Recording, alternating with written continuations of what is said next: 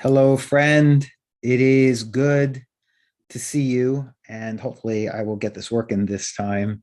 It's been a while since I've come on live, and I just wanted to check in to see how you're doing. I really wanted to talk about a post that I made on my Facebook page uh, the other day. And I wrote that sometimes we are required to get out of the safety of our sandbox to take a risk. And we just need to trust where our heart is leading us to go to create the masterpiece of our lifetime. So today I want to speak more to that post because sometimes, we are, hang on a second here. I just need to adjust something with my screen here. Because sometimes we are required to take risks and just trust where we're being led. Because, where's that thing within you that tries to convince you that you're not good enough? What is that thing? It's really your ego, right? It's really your ego. And it will convince you to try to stay inside the safety of your sandbox. You see, our ego tends to be a shapeshifter to our reality, and it will try to convince you that you're evolving, even in your small sandbox. But when we stay inside the safety of that small sandbox, we are actually limiting ourselves, and we're blocking out the essence of who we really are and able to become in your true nature with no limits. And so your true nature is really multidimensional. And inside those multidimensional aspects lies limitless possibility. But when we keep ourselves inside of our small sandbox, we limit ourselves.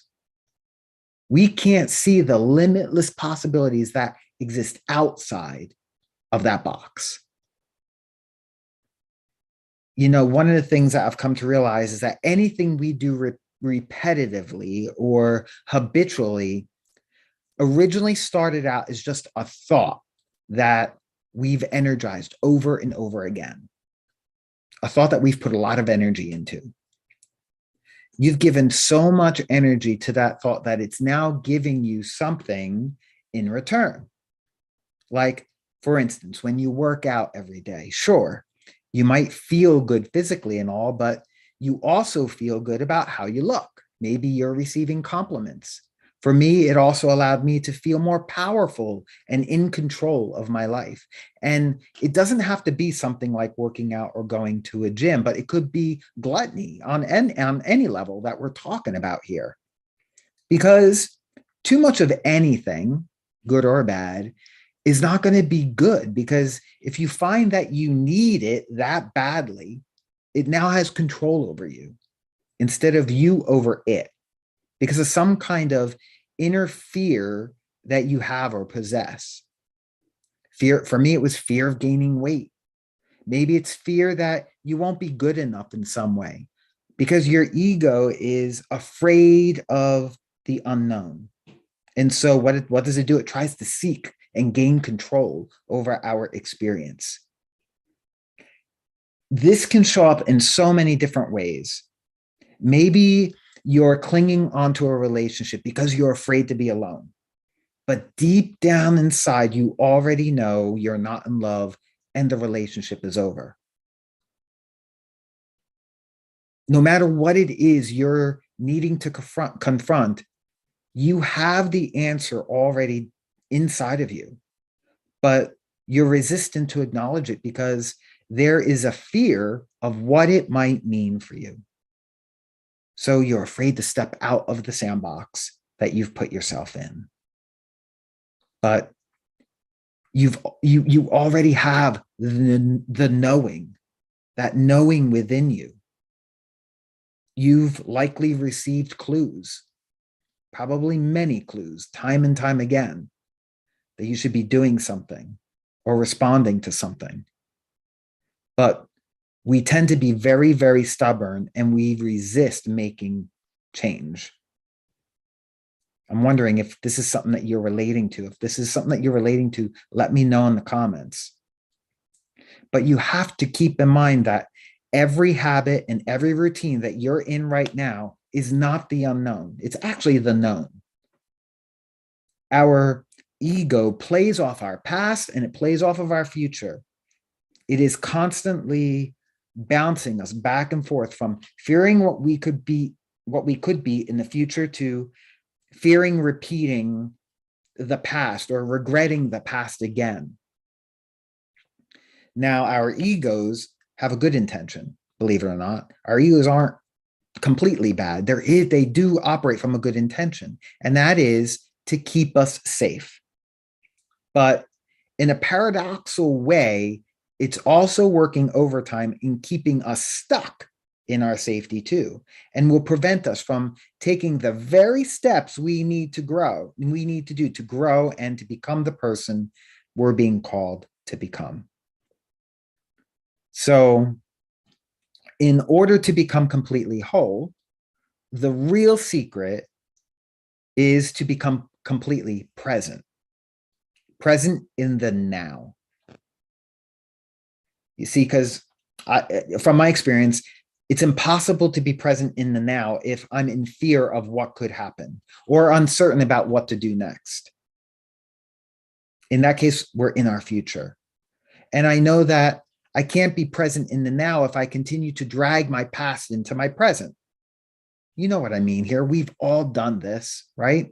We've all held on to some kind of anger or some experience we had, maybe some type of victimhood experience over something that happened to us in the past. We keep messing around in that old sandbox. We've all experienced staying stuck in the past. And then we build safety walls around us, preventing our ability to grow and move through what had happened. The more we keep messing around in that old sandbox, the sand just keeps getting dirtier and dirtier. It's never any fun playing in a dirty old sandbox, is it? So why do we keep continuing to do it? Maybe you know someone who's grown old, kind of like they've grown old and angry and they're grumpy all the time. Maybe they have this belief that they couldn't change their life, that they're too old to change it now. We do these things to avoid facing the truth of our present. It's so much easier to blame something or someone else for the experience than to stand in your power, take 100% responsibility for what you're thinking or feeling now, and just move through it, regardless of what your circumstances are. Just make the decision. I'm owning this. I'm taking 100% responsibility, and I'm moving forward from this position, whatever position that is. Because when we have these beliefs that you're holding on to, these beliefs that aren't serving you, these beliefs that are old, they can hold you back, even potentially the ones you think are healthy ones. For instance, I recently realized that I had a belief that when I work out every day, I'm stronger and I'm sexier and I'm more confident. I work out every day, I pray, I meditate, I do all these things to be strong physically, emotionally, spiritually, and mentally. And I had all these stories around doing these things and working out. And little did I understand that it was really an aspect of me that wasn't ready to release some of the trauma of growing up when I was younger and an overweight kid that got teased and picked on all of the time. Instead of doing the work to release that, I actually used it as an excuse to try and control my now experience. I held on to some of the resentment of my childhood, and that resentment fueled the desire to control what I could in my experience now. I was not ready to forgive the world, so I had to figure out a way to survive my way through it when I was a kid growing up into my late 20s and into my adulthood. It's been me holding on to that to be able to control who I wanted to become. And at that time, growing up, that's what I needed. I needed that to survive. I needed that to feel better. I needed that to even love myself enough and to imagine the kind of relationship that I ultimately wanted to be in. But in a way, it was all very superficial. And quite honestly, trying to keep up with all of that for the outside approval was just exhausting. We often think we get energy from all of these things when in actuality it's the ego that gets fed from these things. Our ego gets inflated and our spirit within deflates.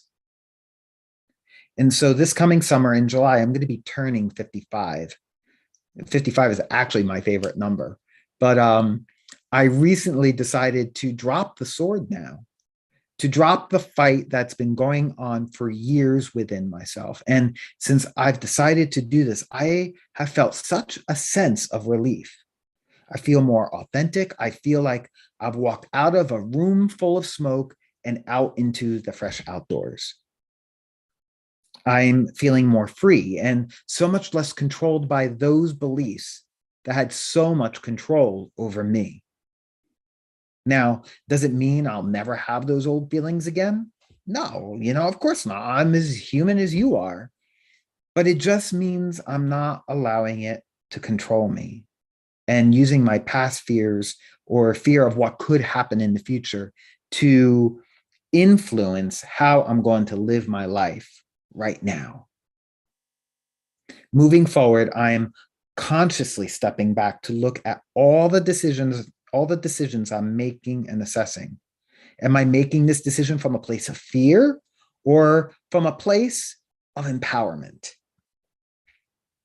And if it is from fear, to really find a way to flip that upside down and instead make the decision from a place that empowers me, from a place that supports who I want to be and who I want to become. I'm tired of fighting life. So I'm not going to fight life anymore. I'm not going to wrestle with myself over my past or my future. I'm making the decision. I'm going to do what feels best and will serve me right now in this moment. And I'm going to trust where I'm being led one step at a time, where my heart is leading me to go one step at a time. And so I'm curious, where in your life are you feeling stuck? And like me, maybe still holding back, still going back and forth between your past and your future. Tell me that in the comments below, because my gosh, to realize this all began with a thought that I've powered up and have now solidified into a pattern which the ego has hijacked. Oh my gosh. When we do this, when we give into our ego, it's like we're making a deal with the devil. And when I say devil, I don't mean some little red guy with horns and a pitchfork. What I'm talking about is selling your soul to the ego rather than saying to it, no, you are not getting your way. I'm wanting something better for myself. I'm following my heart's desire. Because our ego really doesn't care if you get sick, for instance, sick from worry, right? Or sick from stress. It doesn't care. It doesn't care if you wind up getting hurt from that. Its only concern is building its empire within the safety of the walls of the small sandbox it's put you in. The ego robs us of our energy. It takes our energy away from our heart to build its own empire. It robs your heart from building its masterpiece. Now, I don't want to make the ego a bad guy here, because our ego can actually be our greatest teacher too. The ego gives us the ability to see where we are still imprisoned and where we've made deals with disempowerment, where we've made deals with the devil, so to speak. Our egos show where you're still not willing to free yourself quite yet. And so when we're put into a restrictive state, like the lockdowns we've been in over the past couple of years. The world has been trying to control us in different ways and take more and more of our freedoms away. We need to have that experience to then wake up to realize that I've been enslaving myself in some way for this period of time, or for maybe for a number of years. Now, if you find yourself doing things that you don't want to do, please don't judge yourself. For instance, if you want to eat a bag of cookies, go ahead and make the decision to eat them and don't judge yourself. But instead, get curious as to what is really driving this need so strongly. What is it that you're really wanting? Maybe you're looking for more love. And in that moment, all you have is a love for that box of cookies. That's okay. But is there a way to fulfill that need in a more healthy way, such that it doesn't have that kind of control over you? What if you demonstrated receiving love in a different kind of way? If you're an emotional eater, I'm speaking directly to you right now. I've battled this my whole life, so I know the struggle. Often we'll make a trade. We'll trade cookies for something less decadent, but ultimately we binge later. And this is happening because we're not willing to step outside of our sandbox, to stand and confront the question, what is it that I'm really wanting or in desire of? Most emotional eaters and people that have negative impacting lifestyle habits are lacking how to cope inside of a healthy relationship, either with themselves or with other people. And the really cool thing is, once you have the courage to stand in the truth, to answer that question, you begin cracking open the real solution to what's likely been a long-term problem for you. Otherwise, the judgment will just keep you imprisoned. So don't judge yourself. Be curious and ask the curious questions that need to be asked, and take time to be honest with yourself and answer them, because you likely already know the answers. The answers are inside of you already, but you're not allowing them to come forward. But in the end, just know this: everything happens in a divine time. Sometimes you can't force change because you're too afraid to make change. I sat in an IT job for 10 years too long because I was afraid to make a career change because of what I perceived to be too much financial risk. So I continued slaving away day after day in a job I dreaded going to, where I was trying to figure out how to get through another day. We get lost thinking that if we make a change in our external world, that it's going to fix us. The external world is not your solution. It will not save you. You can leave a job or a relationship that you're miserable in, and leave simply because I told you to, and confront your fear. But if you don't take time to understand why you're making the jump, you're only going to repeat the experience again. The answer and the truth to the why is inside of you. It's not external to you. We have to remember that everything that is real is within ourselves. Everything that is outside is just a movie. So we have to practice some small things every day to stay anchored to really what is real. What's real inside? Am I practicing gratitude enough? Do I go into my work? Do I go into my job with a shitty attitude? Am I doing a lot of complaining and blaming of other people, maybe of my boss or of my spouse or a partner?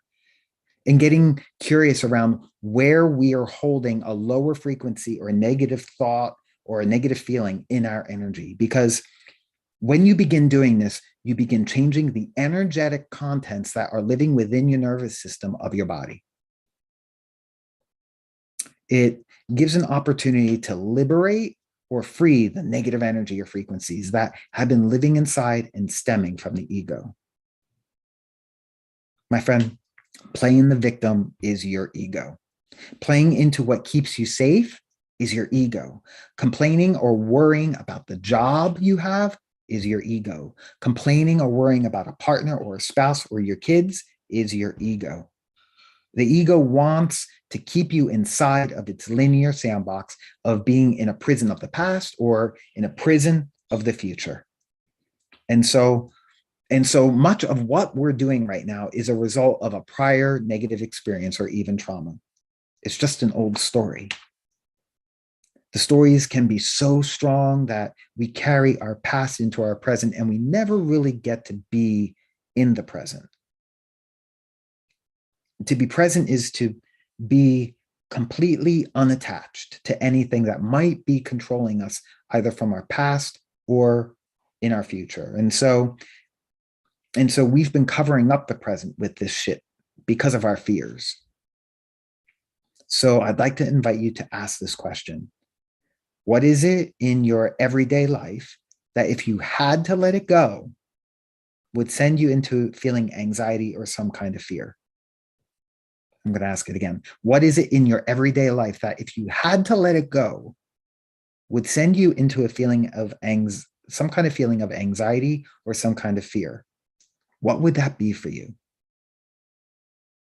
Because I know without a shadow of a doubt, I know a few people in my circle of influence who were so regimented in going to the gym that when they couldn't go anymore, when the lockdowns happened, they fell into like a temper tantrum. And this is because we cover up our inner insecurities and traumas with these external physical appearances and things that we do, these external activities that we do, because we think we have this tendency to think they're making us more strong. And know that I've done this too. I'm not judging anyone here, but we do these things and we're not even aware that we're doing it, and cover the things that we don't want to look at up by doing things just like this. So if you've always known something, but you're not doing it, that's okay.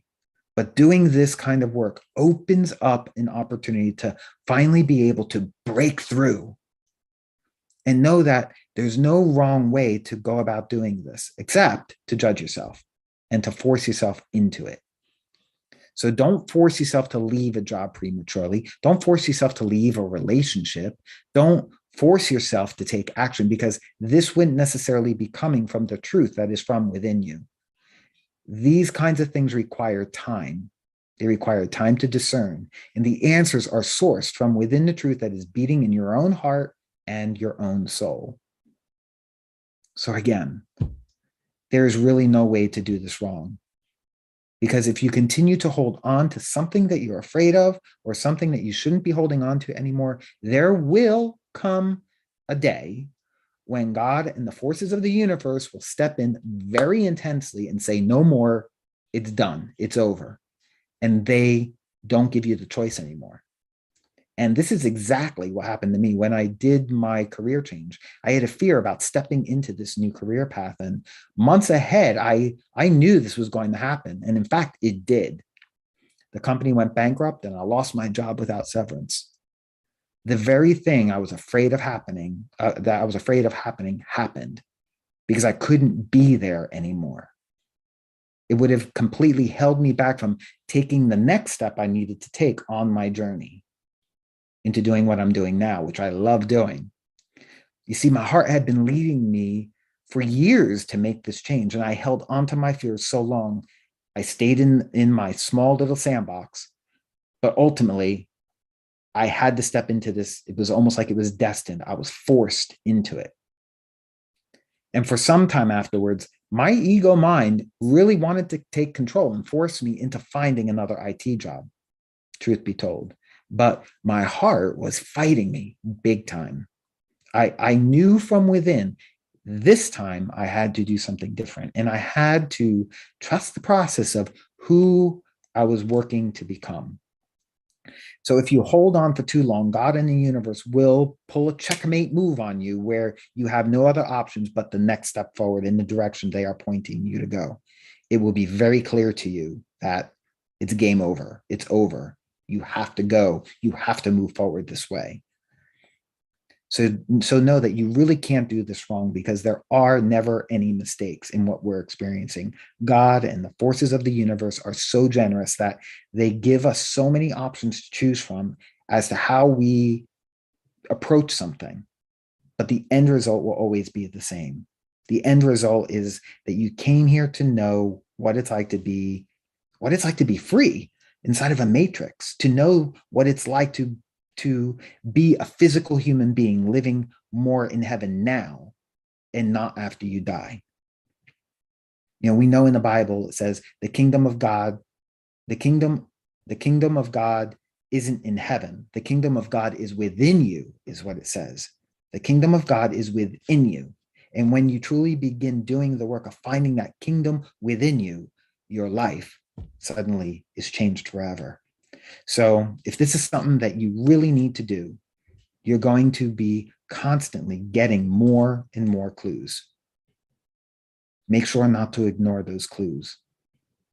Make sure not to ignore those clues or what you're experiencing, because God in the universe is constantly trying to get your attention, and it is always speaking to us very clearly, sometimes very loudly, and sometimes it's from the whispers of our heart. And by getting out of the fear of our past and our future and getting present with just what is right now, we begin to open ourselves up to hearing and seeing those clues much more vividly than we ever could ever imagine. Some people have great difficulty in doing this because they don't even know what questions to ask their heart. So to help people with that, I just created a short online course titled 10 Powerful Questions That Can Change Your Life. It's a self-paced online course that takes about an hour or so to do. And I do this by stepping you through each individual question so that you can gain clarity on what your heart is leading to do. It's very inexpensive. It's only $10. So if this is something that you would like to try to help yourself with in this process, just comment below, yes, please, or message me directly. I'll send you the link to join my free online community where you'll be able to sign up for it. In fact, I have that link in the comments and description box below. And this way you can take the course and do it at a time that works best for you, where a time where you have an hour or so with minimal distractions. So I think we did a lot today. This was a heavy lifting kind of topic, but for all newcomers, I just want to say welcome. Thank you for being here and continuing to support my work. And if this video is resonating with you, I invite you to check out more videos on this YouTube channel. Share this video, like this video with someone who might be well served by it. But for you, my friend, just continue to shine your light for all to see. Stay strong, stay empowered, because we just got to keep finding it from within, finding that light from within and beaming it out for those who need to see it and to be inspired by it so that their inner light can be sparked and lit afire too.